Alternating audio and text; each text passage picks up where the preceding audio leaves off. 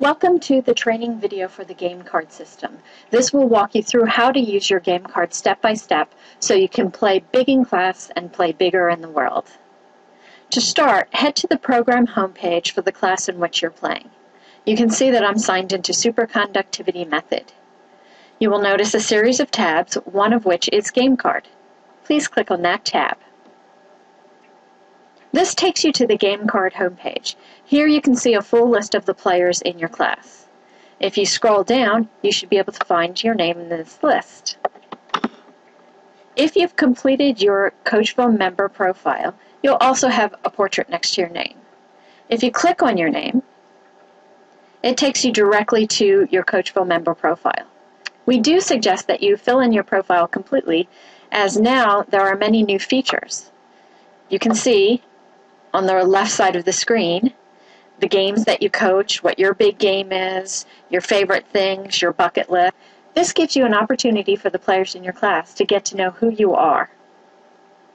When you're finished completing your profile, click back on the Game Card tab, and that takes you back to the Game Card homepage. You see a series of columns next to your name. The first one is Team. This is normally the dyad pairing in which you were placed during your first class. The second column is Objectives. The third column is the last time you updated your game card. The numeric columns are your classes listed in numeric order. The total is the total number of points you'd scored so far in the game, and the average is your class average. If you click on your Objectives link, it takes you to the Objectives page. This is the page that talks about your big game that you're playing in class. If you scroll down, you'll normally find a series of questions to answer about your accomplishments, your skills, and your becomings for the class. You can see the first question is identify 3 tangible accomplishments. If you click on the blue link that is Example, this gives you a series of examples that you can use while filling in your accomplishments. If you click out of that, you can see that I've already listed 2. To add one, you click on the Edit button.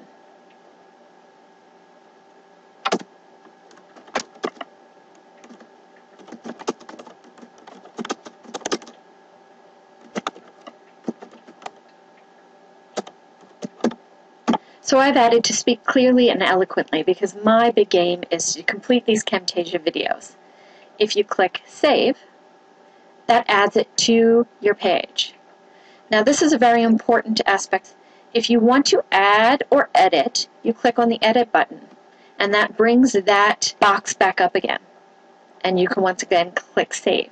If you commit, as I will now, if you hit Commit, you have now committed to these tangible accomplishments, and you no longer have the ability to edit them. Once again, head back up to the game card, which takes you back to the program game card page. Let's actually look at an actual game card. So you can see next to my name, for the first class, I have a 0. That's because I was not able to enter my information before the class deadline. Let's look at the second class card. This brings up your game card for this week's session, and you will find a series of exercises, a series of actions, and a series of results. Let's look at the first question.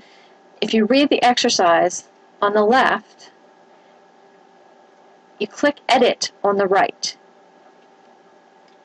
That brings up the box where you are able to enter your copy. Just like the Objectives page, you can then hit Save, and you have now entered your question. On your game cards, there are no commit buttons, so you are able to edit at any time up until the end date that this card is accessible. You can see, if you look on the left side, right next to my profile picture, there's a start date and an end date. The end date is 10/12. That is the last day I'm able to actually enter into this game card and receive points. Okay. As you can see, next to the Edit button is an Image button. The image allows you to add photographs to your actual game card, and when you click on it, it brings access up to your computer. You will find the picture that you want, click on it, and it actually adds it to your game card. This is bringing me up to a screen that we haven't actually talked about before. If you scroll up, you see where you're adding your copy and your images. But then when you scroll down to the bottom of the screen, that's where all of your answers and your images and the questions end up together. This is where you can really read what you've had to say, and it's also where your other players are able to access what you've said and what you're willing to commit to. There are times on your game card where it will ask you to edit both on the side, which is where you answer the game, or one aspect of the game exercise.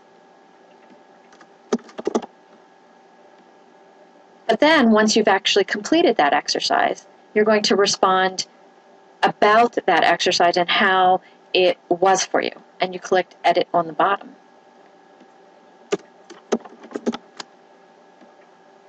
And you'll see now that there is a test both sides. And you can see I've actually made an error on this test, so I can show you that you're able to go back in and edit that copy anytime.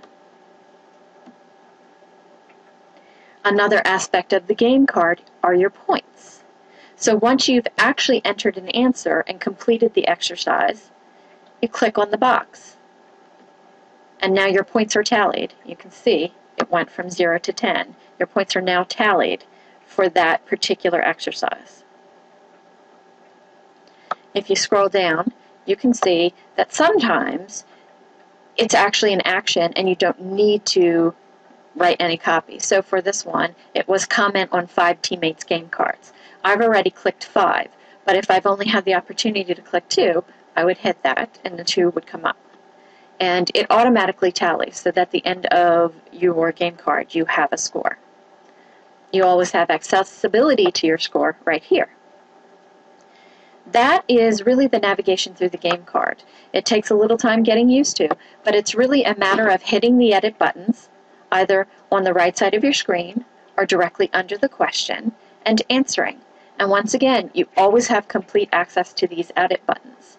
If you want to add an image or two, which makes the game card so much more dynamic, please click on Image, scroll to the image that you're looking for, and add it to your game card. And it's as easy as that. Completing your game cards after each session really adds a dynamic to the class experience, and we highly recommend that you utilize the game card system. Thank you so much, and play big at Coachville and play even bigger in the world.